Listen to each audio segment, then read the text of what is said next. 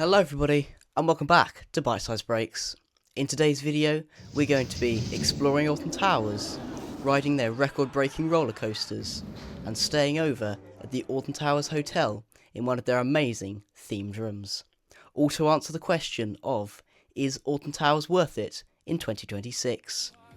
My name's Artie, this is BiteSize Breaks, let's do this. BiteSize Breaks, the fun begins, where every story has a spin, excitement waits around each bend, a journey that's got no end.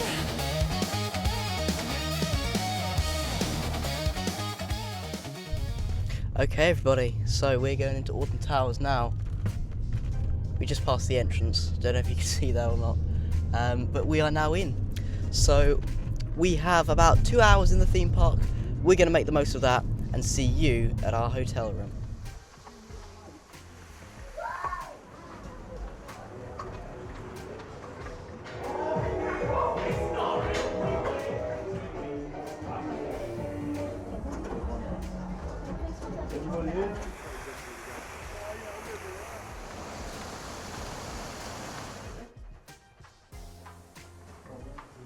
Alright, we're going into our room now. 337. Oh, wow. So we've got a bedroom in here with a teddy.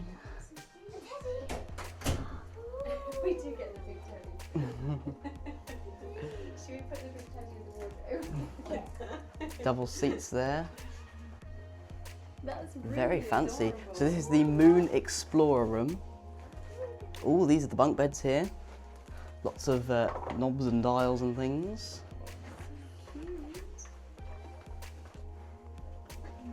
We have a mirror. Hello. And in here, what's in here? This looks like the bathroom. It does look like the bathroom, and it is the bathroom. We've got a shower. Lovely and moon themed. And another smaller mirror. Hello. Taps. And we've got some random biscuits. Watch out for the tripping hazards. Definitely didn't stand on your iPad, don't worry. Yeah, it looks like a pretty good room actually. So we've got to try and source some dinner somehow, get some bits and pieces, and I'll see you then for the big catch-up. Good evening everybody. We are now back in our hotel room after a brilliant day at Alton Towers Resort, and we did manage to find some dinner in the end. We stumbled across a little place called the Roller Coaster Restaurant, where food comes down to you on a roller coaster, which was pretty cool. I had the roller coaster burger, which was absolutely enormous and was better than I was expecting after it had just been around a couple loop-the-loops before it got to my table. It was somewhat overpriced, but I think for the gimmick of the roller coasters, it kind of balances out. So overall, I'd give the Roller Coaster Restaurant a 4 out of 5 stars. The gimmick was excellent, the theming was good, although the food was a little overpriced. On that note, here is the catch-up of the rest of the things we did today at Alton Towers Resort. We started our day by parking our car and walking down to the Galactica Gate for a ride on Galactica, before entering the Nemesis Containment Zone and riding the incredible Nemesis Reborn. And man, the theming in that area is absolutely spectacular. They did a great job, especially because the ride is still quite new. Then we wandered on down to Katanga Canyon for a ride on Wicker Man. And the speed you get on Wicker Man is really good, it's a solid wooden coaster. Then we walked on down to Alton Manor, the original towers at Alton Towers, before heading down to 13 and Rita. 13 is a solid ride, and it's funny to see people's reactions when they don't know what's coming inside of that cave. It was also my very first ride on Rita as well. I was not prepared for that acceleration at the start. Wow, 0 to 60 in 0.2 seconds, I think. And anyway, that is what we did on our first day at Alton Towers. I'll see you in the morning. Good morning, everybody. We have just got back in our lovely hotel room after a lovely breakfast in the secret garden, which was actually really nice. I mean, nothing spectacular, but it definitely had everything we needed for a good breakfast. And now I say we, everyone but me, is trying their absolute hardest to get everything done so we can get back to that amazing theme park for one final day here at Alton Towers. So, here's what we did on our final day. We started our day again by entering through the Galactica Gate, as it is the faster way to get into the park if you want to get straight into the thrill rides and avoid the queues at the start of the day. And then again through Catania Canyon. Unfortunately, the Congo River Rapids were closed, and that's why we went through to Mutiny Bay for a go on Heave Ho and Marauder's Mayhem. And then we went to Wicker Man, again for another ride on that brilliant wooden roller coaster. It is definitely my favourite ride in the park. Next, we went down to the land of David Walliams, and yes, I did have a go on RJ's bottom burps. That was hilarious, to say the least. But I was thirsty for a bit more of a thrill, and that's why our next stop was X Sector, where the Smiler lives.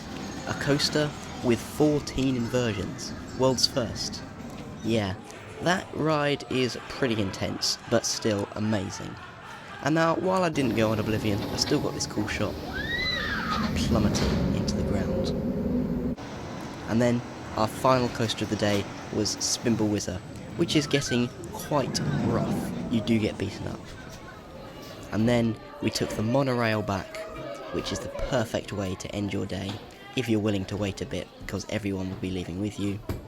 And then we headed down to Extraordinary Golf, which was conveniently next door, for a round of golf before heading to our car and saying goodbye to Alton Towers.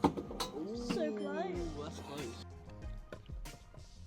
Well, that was our final day at Alton Towers, and what a day it was. That theme park never disappoints. But I suppose the real question is it worth it? And I'll be answering that question back at home with my final review. And just like that, we are now back for my final review of Alton Towers Resort in 2026. We'll split it up into 3 categories as always, starting with accommodation.